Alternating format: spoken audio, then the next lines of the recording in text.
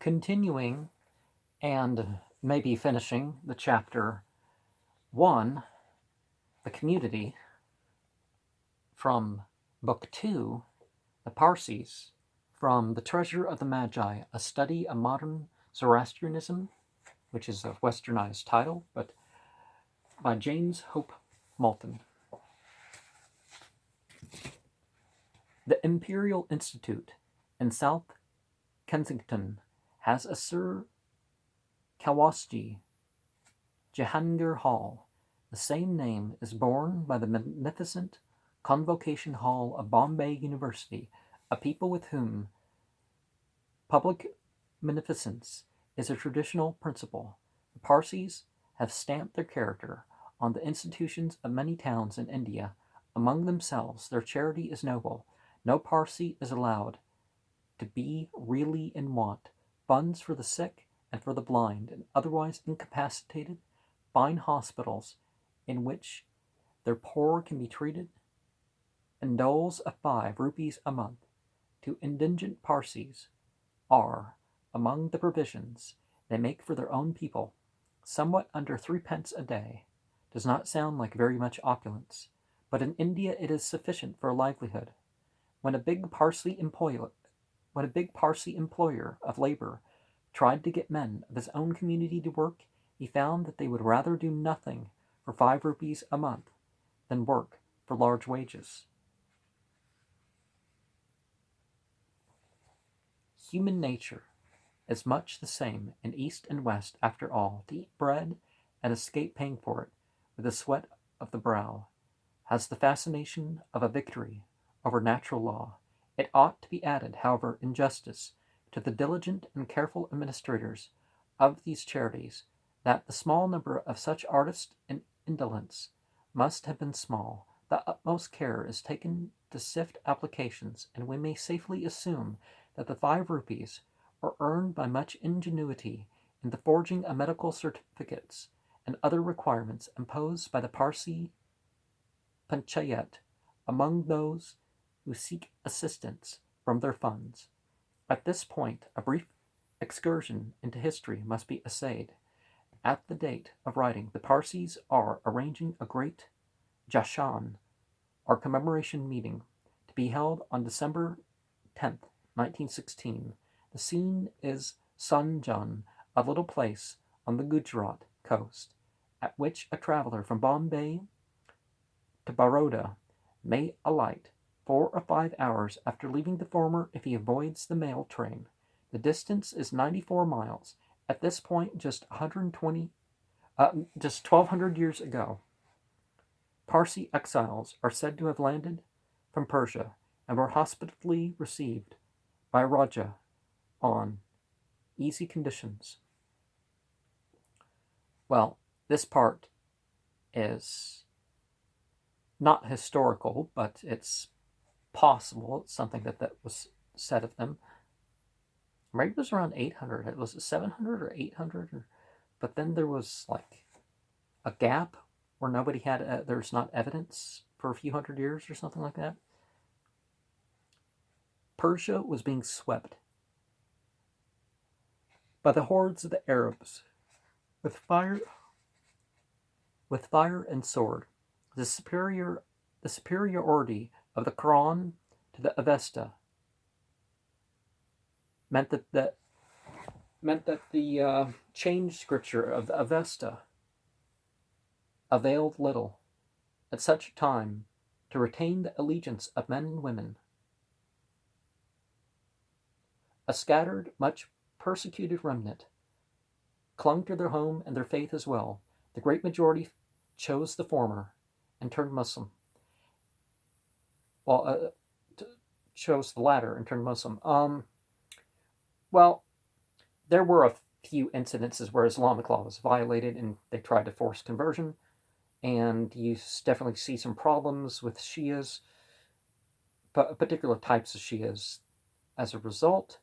But let's be real here. To this day, Zoroastrianism is allowed. It's always been allowed under any semblance of Islamic rules. So,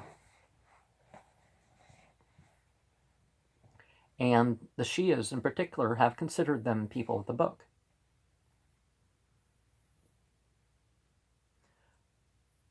But others put to sea and sought a new home.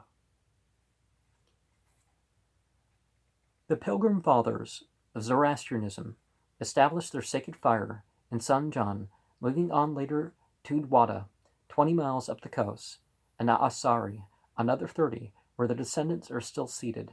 The original Sanjan fire is at Udwada now having moved thither from Asari long ago.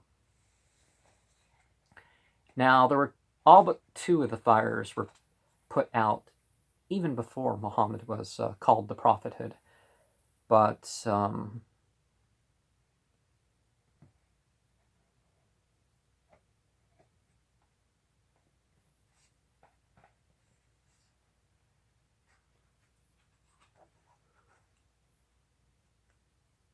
there was persecution going on for hundreds of years prior to minorities, Christian and otherwise, even so-called Zoroastrianisms, for quite a while. So by the time the Muslims came in, there were people who would have left. The great Danish Orientalist N.L.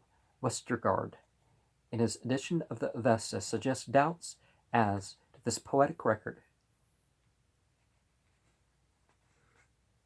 It may well have been the profits of trade, not persecution, that brought the Parsis to western India. The distinguished Parsi scholar, Mr. G.K. Nariman, stoutly urges the same view. It is outside our purpose in this work to discuss purely historical questions. We chronicle the difference and pass on. The authority quoted for the story of the migration is a work called Kissa-e-Sanjan, written about 3 centuries ago by a priest of Asari. It is to be feared that it can hardly be regarded as a first-rate authority until the materials on which the poet based his record are known and found ancient. The matter is under discussion, and there are excellent authorities, especially Dr. Modi, in favor of the tradition. But pending decisive confirmation, it is not worth our while to reproduce the story or discuss it.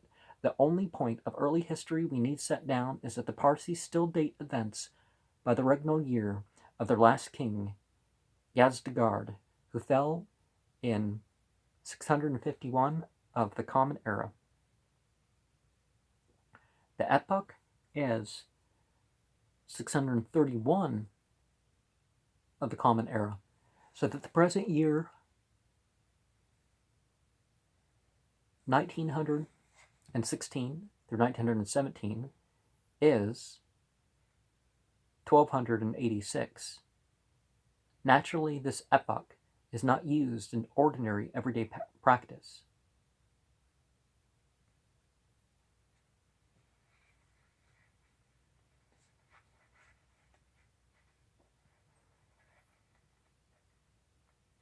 About 10,000 Parsis are still found in Persia today.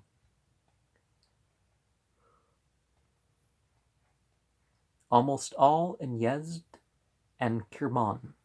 They are said to differ rather markedly in physique from their compatriots in India, being stout and florid and round-headed. About 2,000 of them are traders, as Parsis generally have been, but the Gathic occupation of agriculture has retained the rest.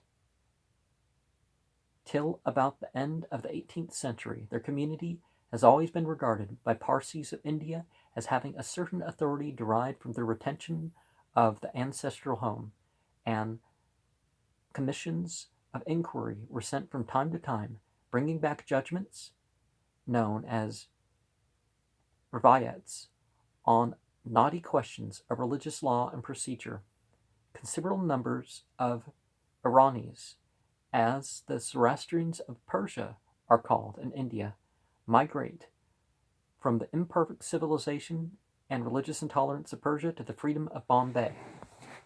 Now, that's greatly exaggerated.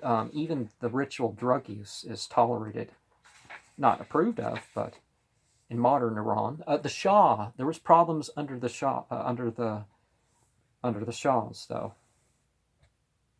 which really brought out the historicity of the Parsi community and made it undeniable that they were the third group. There they form a slightly separate community, with priests of their own and customs differing in some respects from the Parsis, who have been in India throughout. In one very prominent feature, both Indian and Irani Parsis depend on a Persian who lived several generations after the Arab conquest and nominally conformed to Islam. Ferdowsi's great epic, the Book of Kings, is almost as conspicuous as the Avesta itself. In the small library of Parsi classics, the Shah Nama is the great repository of Persian folklore and traditional history.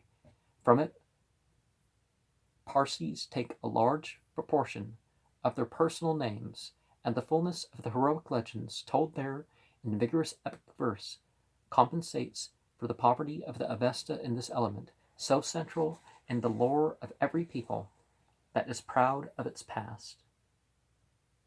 We may take Ferdowsi as our hint for retrospect, though it is no part of our design to collect the vestiges remain the history of the Parsis since the close of the epoch discovered by the former half of this volume. There is one period of past history which is still alive for East and West alike. One, did we say? Nay, there are two strangely different and set one against the other as wonderfully instructive foils. Each takes its name from a man who died when a little past 30, having conquered the world in his brief span. One conquest lasted a very short time, but it left marvelous results behind it. The most permanent result was in the preparation it made for the second conqueror, whose kingdom is an everlasting kingdom, and his dominion is that which shall not be destroyed. For all that, Alexander was the biggest force the world had ever known up to his own day. It is entirely in accordance with the fitness of things that a town in southern India should bear his name still. Secunderabad is 2,000 miles away from Alexander's footsteps, which thundered across northern India and died away into silence. But even for India, Alexander means more than any other name of antiquity, except the name that is above every other name, for India and for the world. Now, when we talk about Ferdowsi, just because people don't realize that Islam has been one of the great motivating forces in collecting and preserving history. And unless the Shahnameh promotes shirk or says that people were right in believing religions other than Islam, by which a Muslim believes that the Majus and the Sabaean were, stem from a proper religion. They may not contain it perfectly, but their paths definitely very particularly stem from that, and people would say, oh, Zarathustra, yes. But the great protagonist in that romantic struggle of East and West has always been for us uniquely interesting and a sympathetic figure. For all their points of contact with the West, the Parsis are acutely conscious of their ancestry, and the accursed Sikandar is vigorously detested. Their patriotism runs occasionally into a repudiation of the Greeks, which produce a curious sensation in the mind of the Western student, who is prone to forget that in the 6 generations between the Persian invasion of Greece and the Greek invasion of Persia, there was another side to be considered. There is a monograph entitled Studies in Ancient Persian History by a very able young Parsi Indian civilian, the late P. Kersasp, in which the judgment of the ages is attacked in the most courageous and breathtaking fashion. Marathon and Salamis were mostly mythical. Herodotus was only the father of tall stories, and the Greeks generally were a much overrated people. Herodotus and Plutarch, I guess, Plutarch in particular, I'm going to talk about, I intend to talk a lot about Plutarch in this channel, but Herodotus, yeah. Going to talk about Herodotus too, but maybe not in the detail.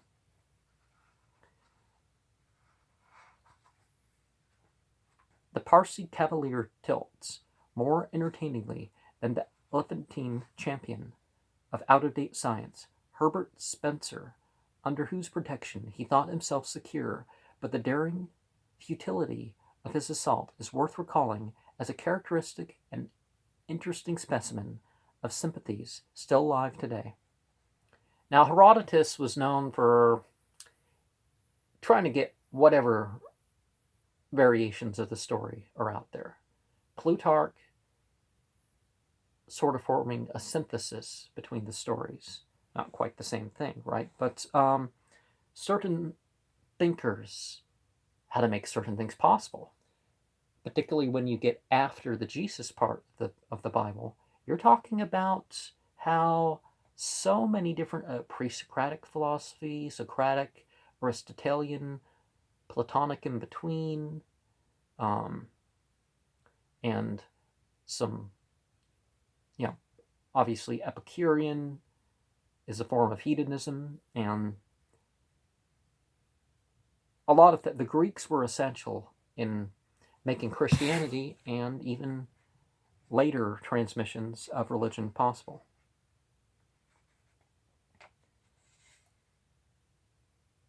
There is one period in the ages between Alexander and modern times on which the title of this book might permit a little freedom if the writer felt himself either qualified or inclined. In the heyday of Sassanian Zoroastrianism, there arose a thinker who historically forms the link between the two religions which are before our minds in this survey.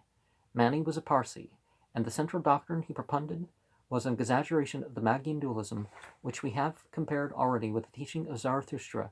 That being so, it is very interesting to observe that Manichaeism met with more conspicuous success in Christendom, to which it brought for generations a really insidious danger, than in the country of its birth. The radical antagonism of genuine Parsi theology and practice to anything savoring of asceticism might partly account for this. Whether this is so or not, we need not stay to inquire.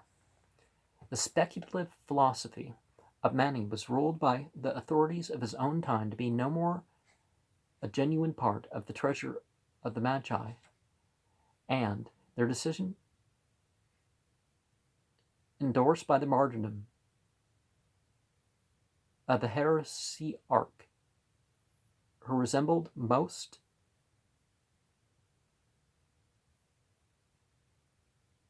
heresiarchs, seeing difficulties which other people were too dull or prejudiced to see, and solving them by guesses too daring for them to entertain.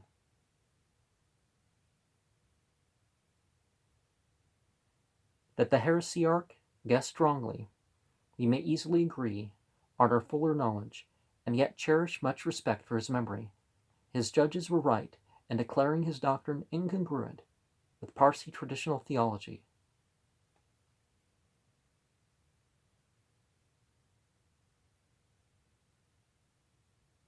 We, from our side, may, with still stronger emphasis, declare that his caskets contained nothing which could possibly be accepted in Bethlehem. And just because heresy is a key to temporal and spiritual enlightenment doesn't mean that all opinion forming is for the better. We proceed, accordingly, to leap over many centuries in which we know little or nothing of the Parsis, and come to modern times. This means the epoch which began with Enquetil de Paron, till the West began to study the Parsis. They had no history that has survived. The learned and still useful treatise of Thomas Hyde, professor in Oxford 200 years ago, around 1700, does not constitute an exception for Hyde got his information from ancient sources. The sight of a few pages of the Avesta copied from a Bodleian manuscript. Wasn't that where the Rebel and the Soul document was from? Well, I mean, that's the name of the book, but a dialogue between a man and himself and, his friends. Everybody's your enemy unless they're supportive of what you really should be as a soul, right? You don't want any of them, don't take my deeds, and various other things. I don't quite remember. I'm not articulating quite. And exhibited in the Bibliothèque du Roi in Paris, fired young and Quetel with the ambition to open a book with 7 seals, his romantic journey to India, his adventures in the ultimately successful enterprise of persuading the Dasters to teach him the secrets of their books. Daster, Adam Daniels is a different type of Daster, so form a story of great interest, but not one that concerns us here. Our present point is that the history of the Parsees takes a new start from the year 1770, when Anquetil's Avesta was published and set the Orientalist world debating. From that day to the present, the Parsees have been more or less in touch with the West, and information about them has been increasingly available. To what extent Anquetil du Perron was admitted by his Parsee teachers into the secrets of the community is a question warmly debated among their present successors. He himself declared that he had been taken by Dastur Darab into a fire temple, the inside of which, when the fire is there, no outsider is permitted to see. To escape a conclusion so compromising, Parsee scholars of today have been busy casting doubts on his veracity, making the most of his vanity and other small weaknesses, and suggesting that having been shown, like the present writer, the interior of a fire temple, when the fire had been removed temporarily to another chamber, he suppressed this material fact and boasted of having seen the penetralia just as the Parsees themselves behold them. It is impossible to decide the question, which only concerns the record of one high priest of a century and a half ago.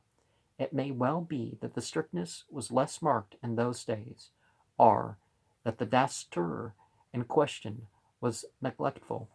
The fact, or, just didn't believe that part, because the religion being open to all would have made sense if it was. The fact that the Parsees are so anxious even to clear the memory of Dastur Dorab is a matter that seems to us very inconsiderable. It is more important than their success or failure in achieving their purpose. The point is, in fact, nothing less than an outward and visible sign of the essential character of the Parsee religion as it emerges after the ages that separate it from the conditions described above out of the sacred literature. It will therefore serve well as a starting point for our delineation of the Parsees as they are. Perhaps the most significant of the broad general characteristics by which we classify religions is that by which we set Christianity and Islam on one side as essentially propagandist against the mass of religions which make no effort by force or persuasion to extend their sphere of influence. Classing the cross and crescent together in this regard does not, of course, imply that the motives of propagandism are the same. We are now just only concerned with the result. Non-proselytizing religions regard their entities as belonging exclusively to a community, large or small. They recognize other entities in the same way we recognize the rulers of other nations. They may be allied neutral or hostile, but we owe them no allegiance and have no claim upon them for favors. Now, that's not exactly the Mazdayasnian Zarathustrian, Mazdayasnian Zarathustrian, in depending on which language you're referring, way of thinking now, is it? The classical instance of this attitude is, of course, ancient Israel. From the first, their Yahweh was a purely tribal deity. That's way overstated, though. It was supposed to be the deity, no other deity overall. That's sort of what you get in the start. You do have some other stuff that's in there, but and the belief in his worldwide power and sovereignty was developed gradually.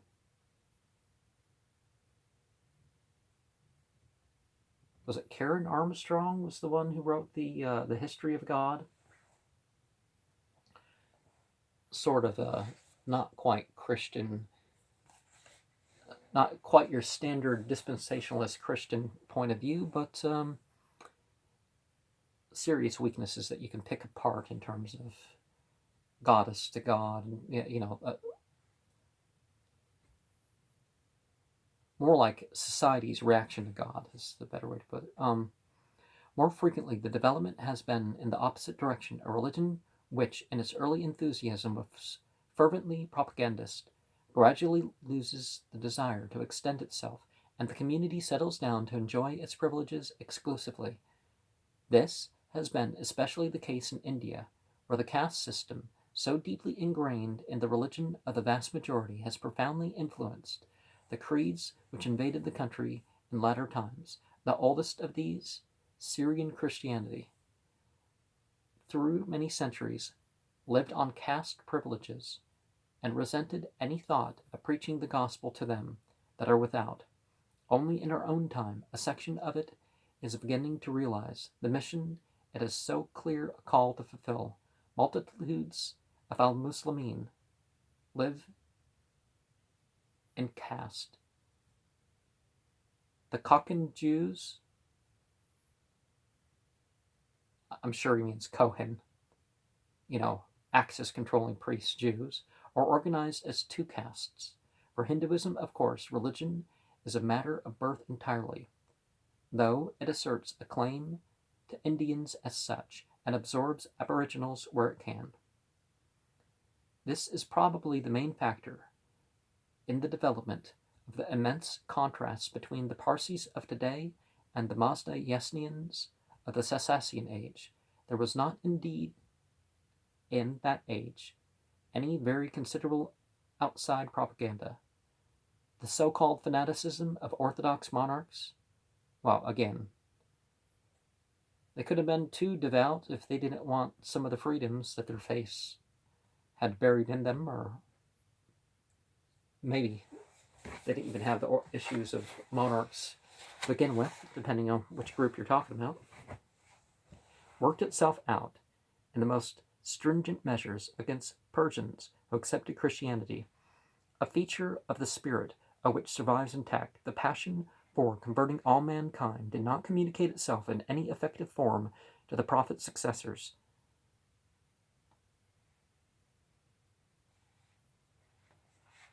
Well, it did, but after being filtered through other faiths, it's what you expect. The contrast between past and present is that between a populous nation proudly cherishing a religion they are still ready to share, and a caste of little over 100,000 souls compassing sea and land to frustrate the making of a proselyte. They might be 20 times that today. As late as the 16th century of our era, we have some evidence that Parsis were still anxious to make converts. We may quote a passage from the useful record of Parsi history in the Bombay Gazetteer, 1898.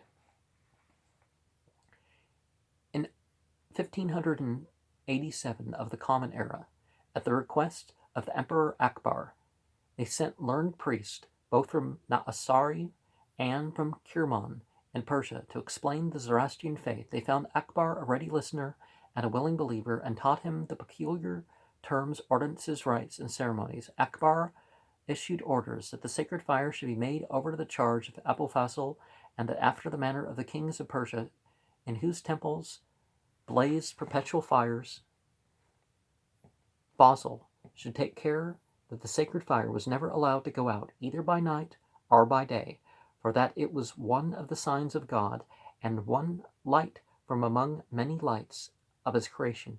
According to the Parsi account, Akbar was invested with the sacred shirt and girdle. Nebistan 393-96.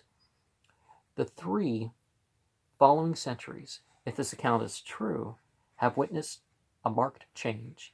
It is a literal fact that the one subject on which the Parsis today will grow warm is that of proselytism. An appreciative visitor appreciates the teachings of Zarathustra and implores the Parsis to pass their treasures on to people who spend all their days subject to the bondage of a degrading doctrine of God.